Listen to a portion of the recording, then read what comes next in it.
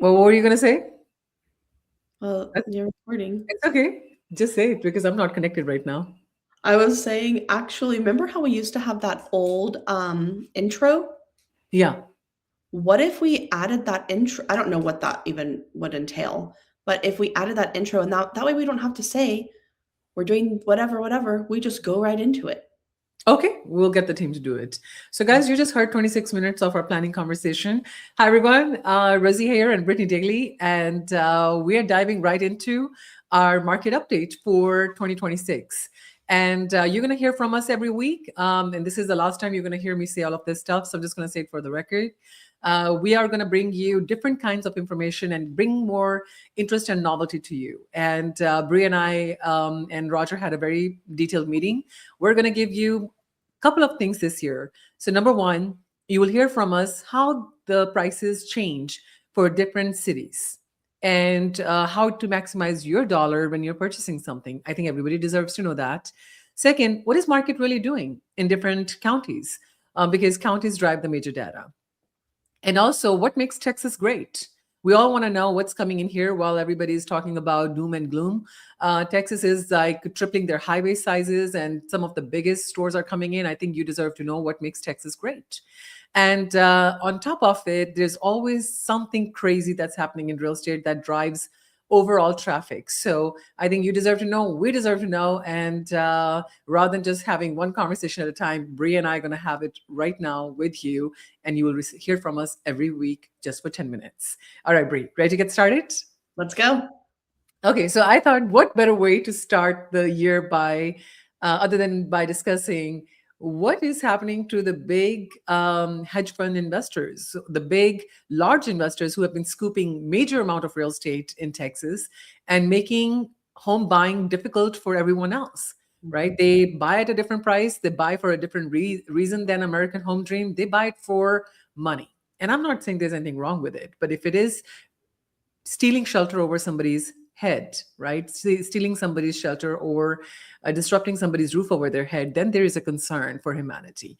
So I'm just going to share my screen, nothing fancy, and we will just dive right into the news that landed in front of our eyes during the first week. So share my screen. All right. Brie, can you see this? It's loading. Ah, I see it. All right. So, guys, this landed in front of our eyes. Don't worry about these fancy girls wearing crazy stuff. I don't even know how to close You this. can't do that. Stop seeing this ad. There Oh. you go. Okay. Ban proposed on large investors buying homes. What would it mean for the housing market? So, what's really happening here? Donald Trump said that he plans to roll out the measures that all the institutional investors are going to be banned from buying single family homes, right? And there's so many things that are going to impact that, but he is taking some immediate steps for banning large institutional investors from buying single family homes because a lot of investors, they put properties under contract and they sell to these institutional investors, and it has been skyrocketing the home prices. And you and I both know, Brie, right? When somebody is buying for future gains, they can overpay, but a homeowner doesn't get, an average person working for their living, they don't get the kind of gains that institutional investors do. So there's no way they can afford all of this, right? So I think this is the data we have probably talked about before. The real estate investors purchased almost 33% of the single family residential homes in second quarter of 2025. How does that make you feel? One third of the single family homes were bought by institutional investors. And I think that we should probably clarify like an institutional investor versus someone who is buying, you Yeah, know, one to maybe five or 10 in their lifetime. It's completely different. An it's very different. institutional, Yeah. yeah. The one who's buying a house to help pay for their retirement or help their children go through college easier, they're not institutional investors. They're people like you and I Yeah. who are earning an honest living and they just want a little bit of security for their children's education, and everybody deserves that. But they're not able to create that because 33% of the real estate is being purchased by who? Institutional investors, and they're not buying it for, for their livelihood. They're buying Mhm. it for future gains. And it's okay to do that if it's not hurting anyone else. So They're also saying that they are up from 27 to 25% in 2024 to 33% in 2025. It means as the market is getting harder, and we all know prices have dropped, these things have increased, which means they're finding opportunity in buying more. How does this sit with you, Brie, overall? You know, it I mean, I'm here for them taking away like institutional investors, right? Because Mhm. we've even seen that some of these investors are buying a whole neighborhood, Yeah. and then it's bringing down the whole neighborhood. If everyone is a rental, then it's just a rental neighborhood. It can even hurt property values in the future if they're buying a full street. There was actually a street on in Liberty Hill that a big institution bought, and now they're liquidating one by one. Yeah. So let's talk about this real quick, right? Right here, they're saying in the second quarter of 2020, the median sales price for US homes was 317. It went up to, in 2022, just in 2 years, to 437. Do you think an average buyer increases their income by over $120,000 in 2 years? No, No. doesn't happen. Then it dropped to $410,000 in 2025, but that's still up 30% from the previous pandemic years, right? So Yeah. the cost of the starter homes has gone really high. While in 2012, a starter home was around 95K. And Mhm. that price rose from 219 to 165 and keep going up and up.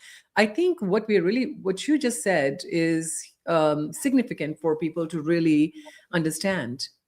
So, Bree, think about this. A builder who has 400 homes to sell, they are lured by an institutional investor buying all of them. Why?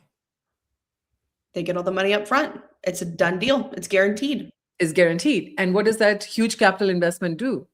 Liquidate them enough so they can build more. Hmm. So a builder is not thinking about an average homeowner Yeah.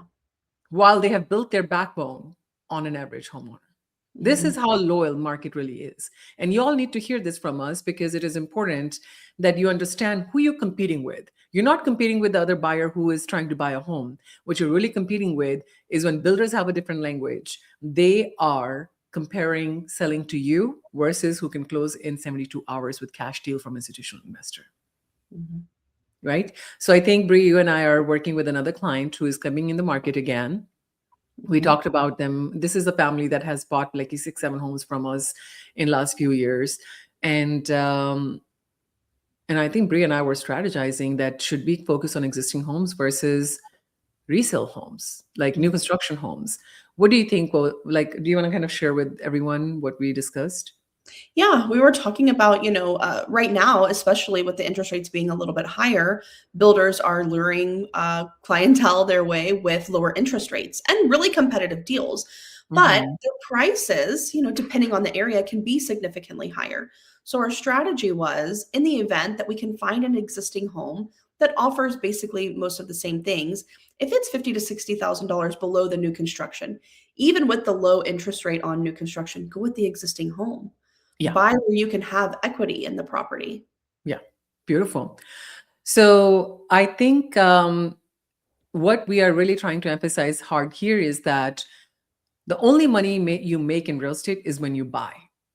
So if a builder out there is offering a low interest rate, look at the purchase price on that. Mhm, Is it 10% higher than the existing homes? Then please know that what's going to keep you profitable in real estate is not interest rate. What's going to keep you profitable in real estate is going to be an educated, calculated decision of how much equity are you walking into comparison to a brand new builder. And Bree's here. She does a meticulous job. I tell people all the time. What people come to her for is a proper data analysis and getting ready to write an offer. And we have a conversation collaboratively around strategy. Okay, where is the money well spent? Is it time to buy or sell? Should we rent it out? Should we hold it? That's where our brains come together. I want you all to know you're not in this alone. We're here with you. We're going to rewrite reality with you for real estate in 2026. So if this is helpful, give us a thumbs up or reply us back. But you're going to hear differently from us every week. And this was our under 10-minute market update for first week of January 2026. Anything else, Bree? I just want to say one more quick thing. We just helped a client close on a property. Now, this was a primary home for them, but we really took that strategy into consideration when looking. And Yes. we were able to negotiate off of the purchase price. And get this. So we didn't do that much closing costs. We only did like 7,000 closing costs. I said, don't buy the rate down. Let's get the price down. So we got the price down to 535. Okay. Wow. Their appraisal came back. Now, Rosie, you and I both know that appraisers sometimes they'll put the appraisal maybe right at whatever the Yeah. purchase price is or slightly above. Yeah. No, our appraisal came back at 572. Wow. They bought it Yes. at 535 and appraisal at 572. That's Yes. like 45K in gain. I That's know. 9% equity to walk in. Guys, this is intelligence. Thank you. Thank you so much for sharing it. I know there are so many good news that are happening already behind the scenes. We don't always talk about it. But this is moment. We get to brag about you to you. So thank you so much. And see you next week. And until then, make it a great day. Bye. Bye bye.